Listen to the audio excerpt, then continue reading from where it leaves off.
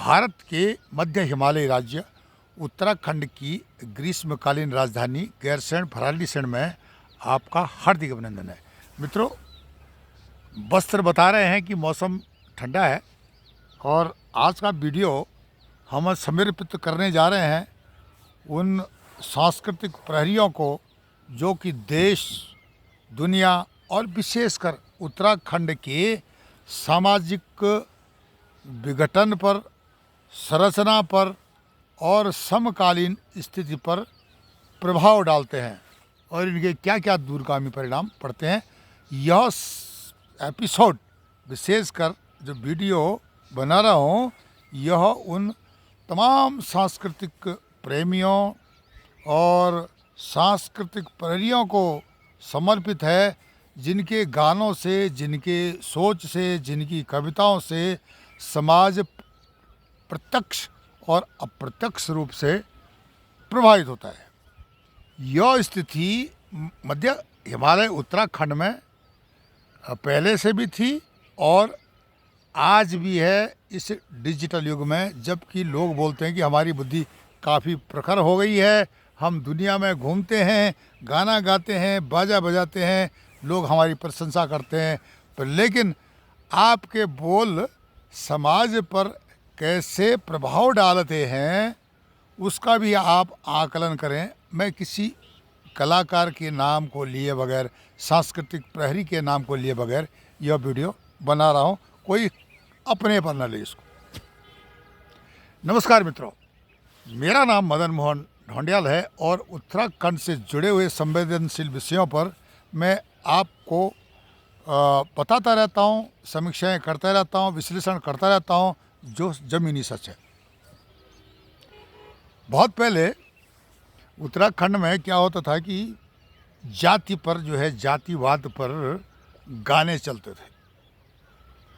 अब उसके दुष्प्रभाव छोटे नन्हे मुन्ने बच्चों के दिमाग पर भी पड़ते थे, बाकी युवाओं पर भी पड़ते थे, और जो हैं तो हैं, उनका तो जो ढांचा बन गया तो बन गया, उसको बदली कर नहीं सकते आप। तो यह स्थिति अकेले उत्तराखंड में नहीं थी, भारत के अन्य राज्यों में भी यह स्थिति थी, पर लेकिन यहाँ उत्तराखंड में कुछ ज़्यादा ही थी। अब क्या होता है कि यहाँ पर छोटे छोटे आजकल खोपड़ी वाले, दिमाग वाले, वे भी राजनीतिक बातें करते हैं, समाज को सुधारने की बातें करते हैं, महत्वाकांक्षाएं उनकी भी बहुत बड़ी बड़ी है। वे भी सब पीएम बनना चाहते हैं, नरेंद्र मोदी जैसा दिखना चाहते हैं, ये सारी इच्छाएं होती। अच्छी बात है, कल्पना करना कोई बुरी चीज़ नहीं है, पर लेकिन उस तरह नरेंद्र मोदी की तरह काम भी करना पड़ता है, ये भी आप ध्यान रखिए ना। अब यहाँ पर आपको एक चीज़ मैं बता दे रहा हूँ कि एक गाना जातिवाद पर, 2 गाने जाति पर, 3 गाने जातिवाद पर चले थे, कई कलाकारों पर मुकदमे भी हुए थे, उनकी आलोचनाएं भी हुई थी, फिर भी नहीं सुधरे। कई के तो करियर ही चौपट हो गए और इन जातिवाद के गानों पर, क्योंकि जाति विशेष के लिए गाने होते थे। अब क्या हुआ, क्षेत्र पर भी गाने, क्षेत्रवाद पर भी गाने थे। फिर उसके बाद आजकल क्या हो गया, सामाजिक संरचना पर, प्रवासियों पर एक गाना चल पड़ा है। अभी बेचारे प्रवासी गए हैं, नौकरी चाकरी करने गए हैं, अपने उदर पूर्ति के लिए गए हैं, अपने परिवार को चलाने के लिए गए हैं, उस समाज के लिए अच्छा सकारात्मक काम कर रहे हैं, लेकिन कटाक्ष करना है। अब आप एक गाना आजकल सुन रहे हो, तक फिरी बिजली पानी यकलम फू जगोना, मुझे पता नहीं किस कलाकार ने, किस कविता को लिखने वाले ने इसको बनाया। ठीक है, कला ठीक है, बोल ठीक है और सब ठीक है, आपका म्यूजिक भी ठीक है, गाना भी ठीक है, पर लेकिन एक बात आपने ध्यान दी कि इससे सामाजिक विघटन हो रहा है, भेदभाव हो रहा है ऐसे गानों से। मैं इसको एक उदाहरण दिया हूँ, और भी गाने हैं बहुत सारे लाइन पर लगे हुए हैं। तो उन तमाम सांस्कृतिक प्रहरियों से, कलाकारों से मेरा अनुरोध है कि वे ऐसे गाने न गाएं जिससे कि भेदभाव पैदा हो। पलायन आज का नहीं है, तुम आज नहीं देख रहे हो, बहुत दिन से उत्तराखंड से पलायन हुआ है। यो घर खाली हुए। और आज से नहीं, सुन लो कान खोल के कलाकारों, रावण भी, उसके पूर्वज भी उत्तराखंड के मूल निवासी थे, वो भी पलायन करके श्रीलंका गए। सिमिलरली कालिदास के बारे में भी यही बोलते हैं कि वो पलायन करता था। पलायन आज से नहीं, बहुत दिनों से चलते हुए आ रहा है, प्राचीन समय से।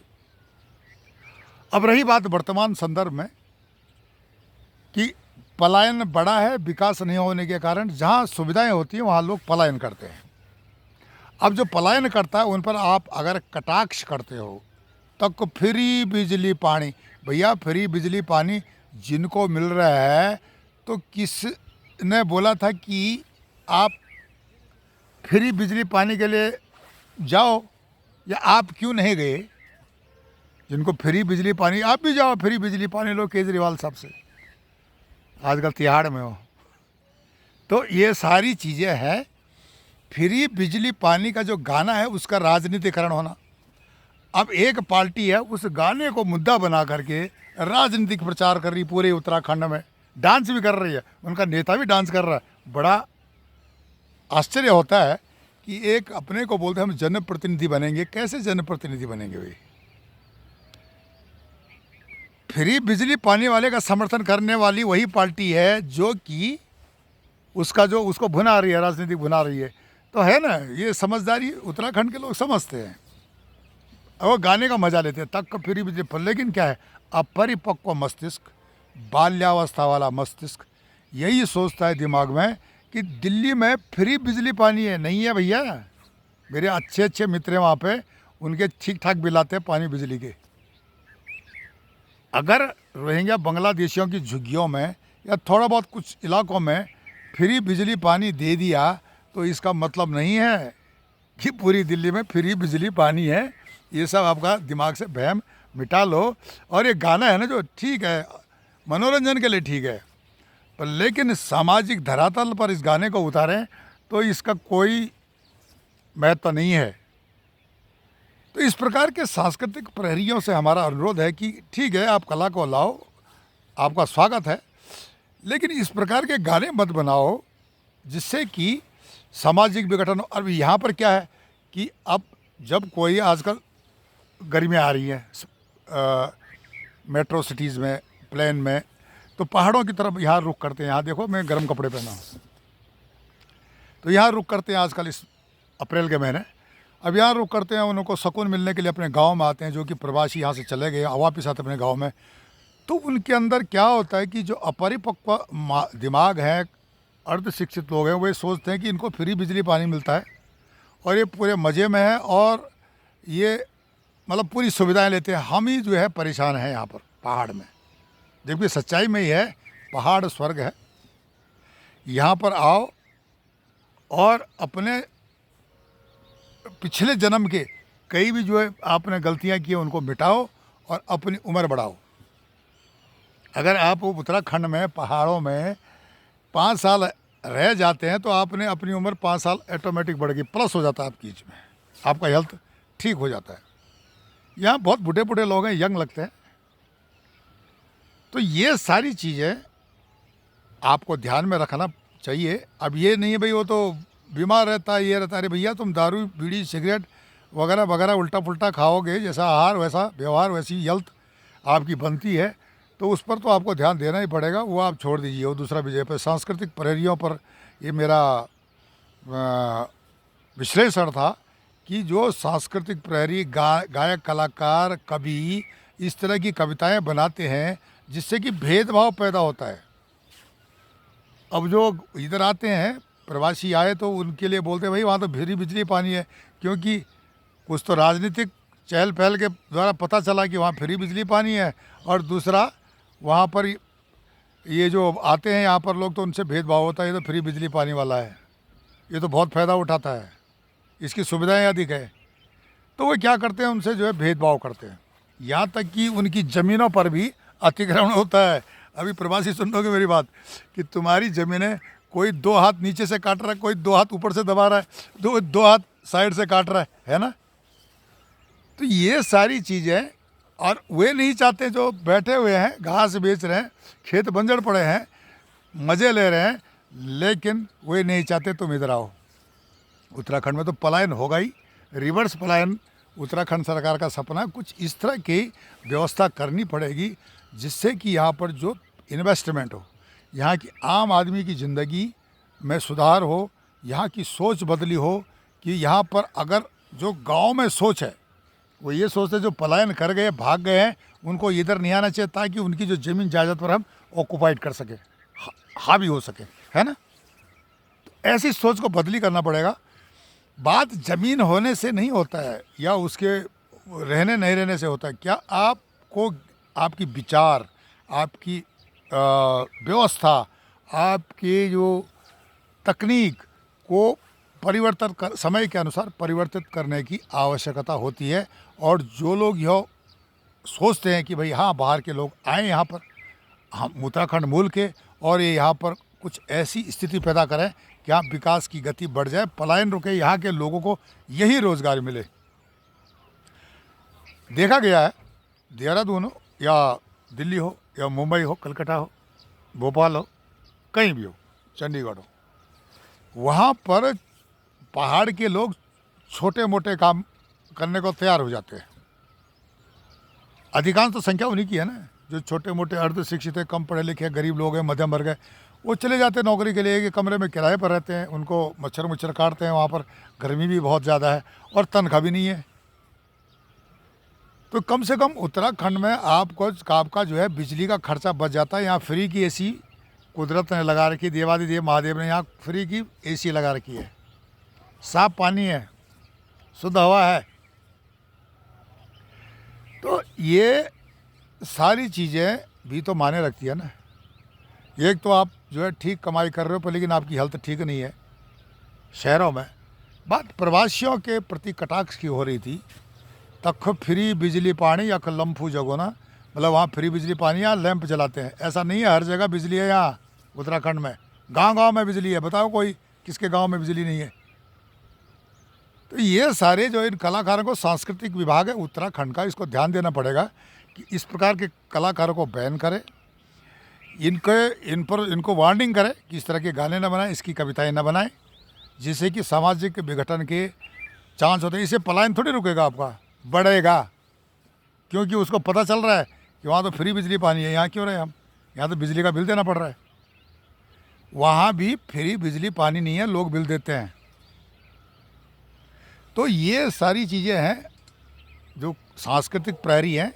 मेरा उनकी आलोचना करने का कोई उद्देश्य नहीं है। मेरा उद्देश्य है समाज में जो ये इस प्रकार के संदेश को दे रहे हैं ना, उस संदेश को देना बंद करें। और अगर वो बंद नहीं करते तो इन कलाकारों का बहिष्कार करें। वही प्रवासी इनको काम देते हैं, मेट्रो सिटीज़ में इनको ठीक ठाक पैसा देते हैं, विदेशों में पैसा मिलता है इनको। तो इन ऐसे कलाकारों को मत बुलाओ आप लोग, भाई ये इस तरह के गाने गाते हैं। चलो, गाना ठीक होने से मतलब नहीं है, उसके प्रभाव, दूरगामी प्रभाव क्या क्या है, आप उसकी समीक्षा कर रहा हूँ मैं। ये यहाँ पर स्थिति है। और भी ये गाने हैं, जैसे अभी एक गाना था गुलाबी शरारा, उसको बैन करा दिया। इन्हीं कलाकारों ने उसकी कंप्लेंट की होगी और इन्हीं कलाकारों ने उसका गाना बैन करा दिया। उसके बाद वो गाना रुका, उसके बाद वो गाना अब ढीले पड़ गया। बहुत अच्छी पीक पर था वो, इंडिया में पीक पर था। सारे उत्तराखंडी बोलते देखो उत्तराखंड का गाना है, कितना अच्छा वायरल हो रहा है। तो उसको स्टॉप लगा दिया। तो इन जो इस प्रकार की जो गतिविधियाँ, सांस्कृतिक प्रहरी हैं, जो है कलाकार हैं, जनता की नज़र से नहीं छुपे। आप पर भी प्रहार होने वाला है। अच्छे अच्छे कलाकारों को प्रहार हो गया। जिन्होंने जाति पर आधारित गाने गाए उनका जो करियर ख़राब हो गया।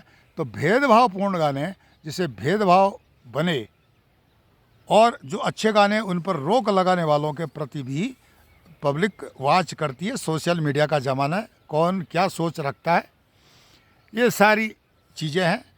अब एक गाना ये भी था, ठंडो रे ठंडो मेरो, ठंडो रे ठंडो मेरो पहाड़ की हवा ठंडी, ये गाना था। तो ये पर्यटन को बढ़ाता है, ऐसे भी पर्यटन को बढ़ाता है। ये तो गर्मी पड़ रही है शहरों में और यहाँ पहाड़ में बिल्कुल ठंडा है। मैं देखा ना, अभी मैं गर्म कपड़े पहना हूँ, इतना ठंडा अप्रैल के महीने। जबकि जो महानगरों में, जहाँ पर जो मैदानी इलाके के महानगर हैं, वहाँ पर गर्मी बहुत ज़्यादा है। राजस्थान में जोधपुर, जयपुर, या आप दिल्ली ही चले जाओ, गर्मी है वहाँ पे। तो ये सारी चीज़ें हैं उत्तराखंड में। अगर आप इस तरह से उनका करोगे, मजाक उड़ाओगे, तो तुलनात्मक अध्ययन करोगे गानों के माध्यम से, सांस्कृतिक कार्यक्रमों के माध्यम से, तो यह सामाजिक विघटन को जन्म लेता है, भेदभाव की भावना को जन्म लेता है, प्रवासियों के प्रति भेदभाव होता है स्थानीय लोगों का। जो रिवर्स पलायन करना चाहते हैं उस पर ब्रेक लगता है। तो आप ऐसे गाने मत गाओ साहब कि जिससे जो है यहाँ पर सामाजिक विघटन हो। आपकी तो चल जाएगी 2-4 दिन, 2-4 पैसे कमा लोगे तुम, लेकिन जो समाज में आप गंदगी फैला रहे हो, ये गंदगी फैलाना बंद करो। ये मेरा सबको आदेश है, चाहे वो क्षेत्रवाद, भेदभावपूर्ण या जातिवाद पर आधारित गाने हों, इनको बंद करो, नहीं तो इनके प्रति बहुत बड़ा आक्रोश पैदा हो रहा है। तुमको पता, तुमको कोई नहीं बताएगा, लोगों के बीच में ये बातें चल रही हैं। गाना सुनना नहीं सुनना, भीड़ इकट्ठी, मैंने बताया ना, भीड़ इकट्ठी करना अलग बात है, भीड़ इकट्ठी करना अलग बात है, और वोट पाना अलग बात है। और इस प्रकार के गानों का, जो कि भेदभावपूर्ण की राजनीति करते हैं, नेता फायदा उठाते हैं, जो कि जातिवादी गणना की बात करते हैं, उनको जातिवादी गाने अच्छे लगते हैं, उनको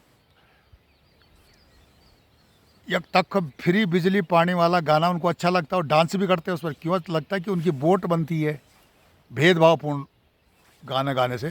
तो इससे क्या होता है, समाज को नुकसान होता है।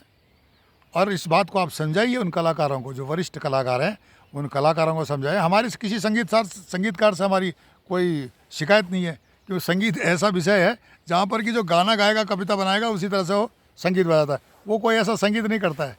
संगीतकार कोई भी कभी भी विवाद के उसमें नहीं पड़ता। भाई यही पढ़ते हैं जो ये गाना गाने वाले, कविता बनाने वाले। तो इनको थोड़ा सावधान करना बहुत ज़रूरी था। मैं सोचा कि ई गैरसैंण पब्लिक ग्रुप के माध्यम से इनको बता दें, और ऐसा कलाकारों को आने भविष्य में ऐसा न हो कि इनका जो है समाज से बैन लगाए, और सांस्कृतिक विभाग में इनकी शिकायत हो कि ये इस प्रकार के गाने न गाए, जिससे कि उत्तराखंड में या उत्तराखंड के समाज में विघटन हो। आप हमारे चैनल ई गैरसैंण को लाइक करें, सब्सक्राइब करें, कमेंट्स करें और शेयर करें, और इस वीडियो को उन तमाम सांस्कृतिक प्रहरियों तक पहुंचाने का प्रयास करें जो कि इस प्रकार के उल्टे सीधे गाने गाते हैं, गाते रहें इतिहास में, और भविष्य में न गाए। गाया उन्होंने, इतिहास बन गया, कोई बात नहीं, माफ़ कर दिया समाज ने। भविष्य में गाएंगे तो इस पर भी आक्रोश होगा। जैसे कि गढ़वाली बॉर्डर यूरोप में बैठा है, मिशनरी का प्रचार करता है, राजनीति का प्रचार करता है, उस पर आक्रोश बढ़ा है। पहले सुनते थे लोग उसको खूब, उसके बाद उसकी जो है हालत अभी ख़राब टाइट चल रही है। तो आप हमारे चैनल ई गैरसैंण को लाइक करें, सब्सक्राइब करें, कमेंट्स करें, ये हमारी आपसे जो है प्रार्थना है। और इस वीडियो को अधिक से अधिक लोगों तक पहुँचाएँ। तब तक के लिए नमस्कार, धन्यवाद।